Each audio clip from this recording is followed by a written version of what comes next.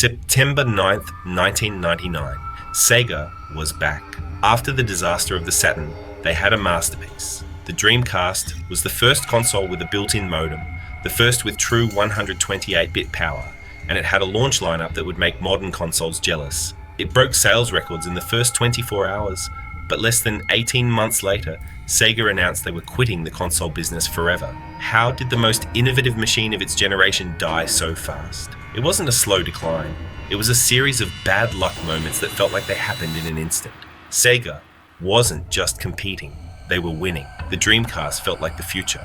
While Sony and Nintendo were still using traditional memory cards, Sega gave us the VMU, a minigame console inside your controller. They gave us online gaming before most people had an email address. For a few months, it looked like Sega was going to reclaim the throne they lost in the mid-90s. The hype was real, the sales were high, and Sonic was finally in 3D. But under the surface, the clock was already ticking. The first strike of bad luck? A technology Sega decided not to include, the DVD player. To keep costs down, the Dreamcast used GD-ROMs. They were fast, but they couldn't play movies. Meanwhile, Sony announced the PlayStation 2. It wasn't just a console, it was the cheapest DVD player on the market. Suddenly, millions of families who didn't even care about gaming wanted a PS2. But the real killing blow?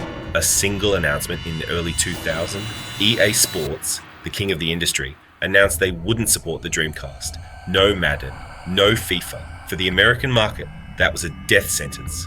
In the time it takes to watch a commercial, the Dreamcast went from the future of gaming to a console with no movies and no Madden. Sega was bleeding money. To fight the PS2 hype, they slashed the price of the Dreamcast to $149, then $99. They were losing money on every console sold, hoping to make it up in game sales. But without EA, and with the DVD craze taking over, it was a dark era for Sega. By January 2001, the board of directors had enough. They pulled the plug.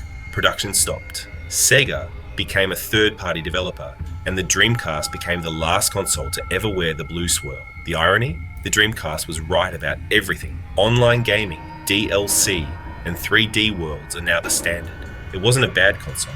It was a victim of a shifting world that changed too fast for Sega to keep up. But what do you think? If the Dreamcast had a DVD player, would Sega still be making consoles today? Let me know in the comments. If you love this look at gaming's dark era, hit subscribe for more stories of the tech that time forgot.